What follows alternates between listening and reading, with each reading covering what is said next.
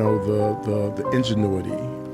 Just think about the thing about being able to make a tattoo gun out of a piano wire or Yeah. guitar string and an engine from something else, some sort of a motor. Tape player, yeah. And you see some of the tattoos these guys make in jail, like, Jesus Christ, these are incredible tattoos. I'm inked up. All these, I actually got in trouble for getting tattooed one time. I got caught, like, getting tattooed. The tattoo artist wasn't good enough for getting rid of the gun. So my life, I think it was the last thing I got in trouble for in prison was getting a tattoo, which was crazy. I was trying to get a cover up right here. Was that when you were already out of solitary? Yeah, so I was out of solitary. Yeah, Jesus. I was actually working my way down to like going home, and I was just like, we in lower level. Let me have this guy slam this ink in, cover this up real quick, and we literally got busted because he couldn't get rid of the gun fast enough. And they actually took 90 days from me for that though. Wow. Yeah. So when you get a misconduct, they take days from you, and you think about some of the stuff like. You're taking 90 days from a person for a fucking tattoo. Their own body. Yeah. For what? Like, why is the excess of punishment? But it goes back to like how many of those guys could get out of jail and be excellent tattooists? Absolutely. You know? Absolutely. Yeah, and that was the other part of the idea with MIT is like, how do we take people who don't have traditional kind of educational backgrounds and utilize their talent so that they can add value to society. It's one of the things that I appreciate about Silicon Valley is that talent is really more important than your educational pedigree. Right. And like if you're talented, they're trying to figure out how can you contribute in a way that is meaningful. It's the same thing with like art. Well, it's because it's so competitive. They just want to get ahead. And oftentimes people that aren't educated are some of the most incredibly talented people. Yeah. They just have some weird thing about them that allows them to think differently. Yeah. They don't care you didn't get a degree. Like, hire them quick. Yeah. No, I worked in Silicon for 3 years. And I invested there, so I'm super happy about that. But yeah, I worked in tech, and when I was there, it was so fascinating to being especially like a startup, just that startup energy of like, let's just break a bunch of things, let's fail, and let's fix it, and let's figure it out and win. And I'm like, that's the streets, right? Mm-hmm. Like I tell people this, like I learned, like my business acumen comes from two worlds, from the streets and prison. And what I learned from the streets is marketing and promotion. I was one of the best at like figuring out how to get our product into other areas. There were a lot of skill sets that I didn't even recognize them until I was far removed from that world. That, this is just like entrepreneurial talent, the ability to problem solve. Yeah. Like I remember one of the houses we sold at they called them trap houses now back then. We called them crack houses. We get this house, it's in the middle of a nice neighborhood. And this house is cranking, it's making a lot of money because people over here still have money that's buying the drugs. We pull up one time and I'm like, it is a line down the street. I'm like, we're definitely going to jail. Like this is like so obvious. We're on a clear path, we're going to jail like very soon, right? And so I was sitting there looking at it and I was like, the reason it's a line because we got this armored raw gate like as soon as you walk up, so you can't go past this gate. And I was like, well, what if we move the gate to between the kitchen and the basement and allow the traffic to snake down into the basement? Then we kind of keep our, we conceal. More low key. Yeah, keep it more low key. So it would be stuff like that I was figuring out at like 13. Then it's like smuggling drugs. Like I would hop on a Greyhound with like a family-sized bag of chips that I've ripped open, put drugs in, super glued back up. I put like a Slurpee in one hand, and I just walk on like a little kid. Meanwhile, I got like, the half a brick of cocaine, this bag going down Ohio, like I'm hustling, right? So I say to people, like I learned like the marketing and promotion distribution part there. And then in prison, I learned operations. Like how does cash flow work? So I loan shark, that was part of my livelihood. In prison was loan sharking and then running these underground stores. And basically, I worked in the recreation center, which was like the hub. So I had access to both cell blocks, which means that I can circulate cash on the off days when this cell block gets money this week, this one doesn't.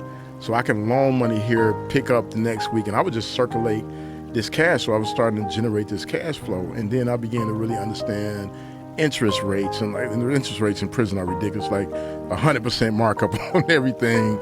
But I also was able to convert that cash, right? So like, say you were on a gambling table, Joe, and you're down $100 and you don't got it right now. And then I got it. And then I can come to you and say, okay, I'll give you 100, but then I need your girlfriend or your mother to send me 75 to my account, because that's more valuable, is the money I have in my account. And so that was called a money transfer. We would just transfer cash. And so I learned these things. And then when I got out, I started off hustling books out of the trunk. Like a lot of people, they talk about the out the trunk experience, 'cause it's kind of like fashionable and cool.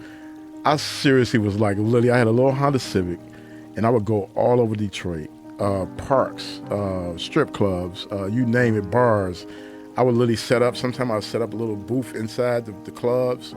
A couple of my friends, they managed the strip club. They'd be like, yo, come up to the club.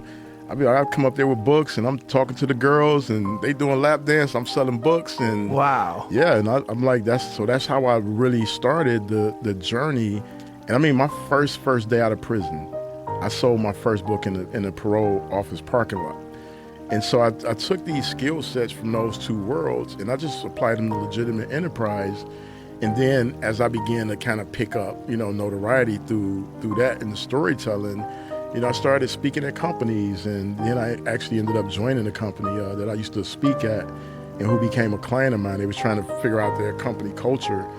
And how'd that work out? Like, what was that about? Yeah, so a really good friend of mine, Ben Horowitz, you've had his partner, Mark Andreessen on. Oh, yeah. Yeah, so Mark's partner, Ben, is a really good friend of mine. He's one of my he's one of my best friends, but he's also like a great mentor, and somebody who really, we're always having these idea exchanges. But one time he invited me to his home for dinner with one of the founders of one of their portfolio companies. And the founder and I, we hit it off. He's this tough Israeli guy who's been through some stuff. So we would have these conversations about like grit and determination. And he had this company called Trip Actions at the time. And they were like a skyrocket. This was hot. It was going through a lot of things. And then when the pandemic hit, the first thing that suffered was travel, And so I had already been helping the company like figure out like some like kind of more of their cultural values and the culture. And he asked me to join the company, And I originally joined as the head of DEI because he really wanted to figure out what was happening in the company, how to set people up for success. And one day I spoke at an event, and the chief revenue officer was like, I need everybody on the sales team to be able to communicate like that effectively, And so I took on my second role, which was head of sales and success culture. I got a chance to train one of the best sales teams in the world. This company went from like zero revenue to like, it's $9 billion valuation. So how do you They're crushing. How do you sort out a program like this? Like you had never done this before? No, but I did it in prison with figuring out how to like run and operationalize the things I was doing in prison, right? So how did they recognize that this would transfer over to their corporation? I think just conversations, things I was doing. I was doing some of this stuff in nonprofit world too. So I led an organization in LA around nonprofits, raised a ton of money, was able to really kind of build out that culture. And then Ben actually wrote this book called What You Do Is Who You Are. And in the book, he talked about some of our conversations around culture. And it kind of gave them a framework to really understand how these lessons I learned in prison could really be applied in corporate. And we hear it all the time. If you can run a drug operation, you can run a corporate. And I don't think it's that simple. I think it sounds great when people say it. Like Freeway Ricky Ross probably can run a corporation. Not everybody who hustles in the street is Freeway Ricky Ross, right? Right. There is some skill sets to run an actual startup that you need to have a lot more experience, the people part of it. Like, how do you really build relationships? That's one of the things I was really good with in prison is like really knowing how to be diplomatic, knowing how to resolve conflict. A lot of times in prison, when violence escalates, it's because people are fighting for respect. And if you can make sure that both parties walk away with their respect in place, you can become a real problem solver. That's like an inherent value in that environment. Now the caveat is that you also have to have a propensity for violence. Like people have to respect, like you're not just telling them something because you don't want people getting into dust ups on the yard, but you're telling them because you've actually lived that life. And all of that psychology from that world applies in any corporate setting, any company you can imagine. All the things that people are going through, it's the same thing that's happening in prison. The only difference is, your colleague might shank you with an email versus like, you know what I'm saying? They might slide that email to that's the only difference. But the mindset of like what people are really after, that is the same thing that you're dealing with in prison when you're talking about like the economy, right? And how do you build? So, in there, I would find guys to invest in. So if it's like you ride in, you from the neighborhood, your family's not taking care of you, I would say, okay, with this little homie, he's on this cell block, I'm gonna give you, $30, $40, and then you gotta flip that. But you also gotta be able to defend it. You know what I'm saying? Like I can't come and fight your battle for you. The same thing that happens in corporate, right? You are assigned a responsibility. The CEO can't bail you out of that. He can give you the opportunity. And he can ensure that you have all the things you need to succeed if he's a good CEO or she's a good CEO. But then you got to do the work, And so all those lessons I learned from in there, how to build community. One of the things that I would do because I was hustling on the cell block is I made sure that me and my crew, that we broke bread every day. Like we always would take our little ramen noodle cook-ups together, and we would make sure that everybody that we said was like part of our family and crew, it didn't matter if they didn't have money. It didn't matter if they couldn't put a 10-cent noodle in. Just that ability for them to know that when we come to break bread, we're all on the same playing field. Like that was a game changer. We trained together every day. And when we would train, there was an accountability that we just commanded of each other. It's like if you say you're going to be on the yard, be on the yard. You're going to go for 10 laps today. We're gonna push you and drag you and help you get around. And it built this closeness and there was some little chaotic nature to it all, right? Because like our friendships didn't come easy in there. The price of entry was probably like the craziest shit ever. Like my thing was like, when I welcome you into my world, it's based on these two things. Are you willing to do life, or are you willing to give or lose your life? And if you're not willing to do life or take a life, then we can't be hanging out on the yard because the stakes are that high, right? It's the same thing in corporate where you're like, listen, we're fighting for something. In the startup, we're fighting for this outcome, an acquisition, a merger, an IPO, whatever that thing is to change the world. Like we got to be in the trenches together, and if we break bread together, if we spend this time together, we realize we're fighting for that one thing. It's a game changer, And so when I go into these companies, I come in with that mindset of just like the honesty, the vulnerability. It's the things that I'm even in the book that I'm talking about now is like vulnerability. When you hear that, a lot of people don't think that applies to being a CEO. But it's one of the greatest unlocks in your company culture is when you can get super transparent. And like I learned that from being around great, Ariel, he was a great CEO, and he always got super real with us. And when he got super real, it didn't always feel good. But what it did is it allowed you to look at, okay, this is what we're really dealing with, and you got to face that thing head on. And that's what applies in your real life, That's the only thing that applies. Yeah. Being super real it's everything. Oh my God, it's the game changer. As soon as you're bullshitting. Yeah. Like now, what is truth? What's reality? How do you succeed if you're not dealing in reality? Yeah. And that's where real grit comes from, is the truth. Like you can't have grit without having honesty. Right. You know what I mean? Like it's we hear it in sport. I'm a crazy sports fan. I think the best stories about how you conquer life come from sports. I agree. And, grit and resilience, the fundamental parts of that comes down to the truth. Like you know what's in you, right? You know if you got that thing to push forward or if you don't. Mm-hmm. And when guys quit, like it's because their truth is that they're not strong enough to keep going. Right.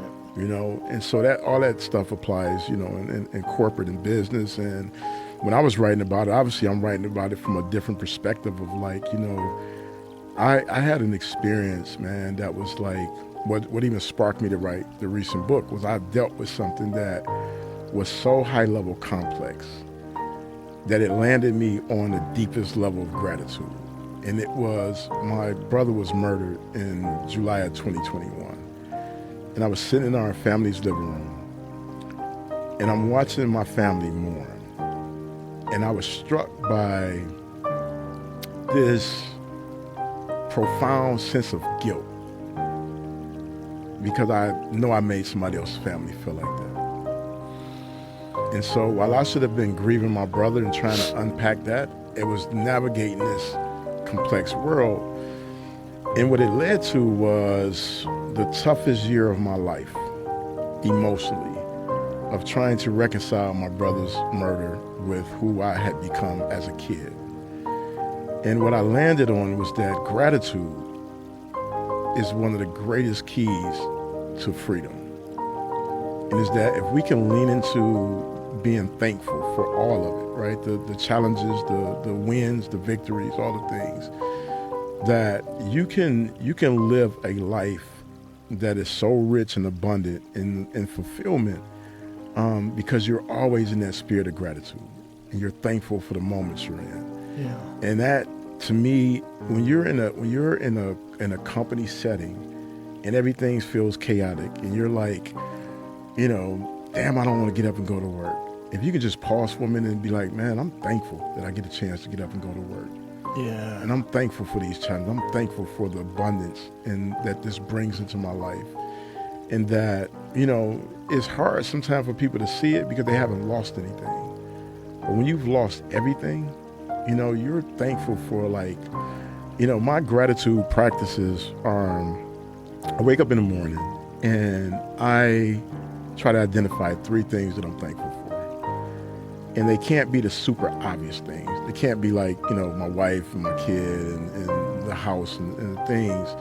It's these small things, things that I get excited about. Like, I got cold orange juice today. Like, how amazing is that?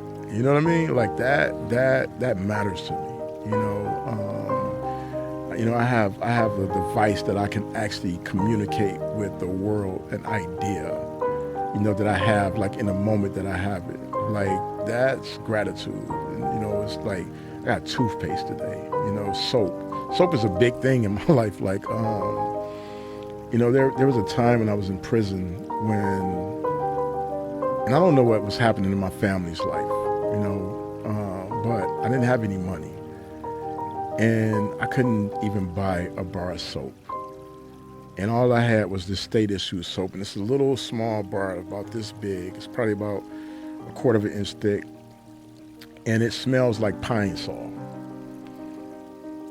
And I just remember this moment of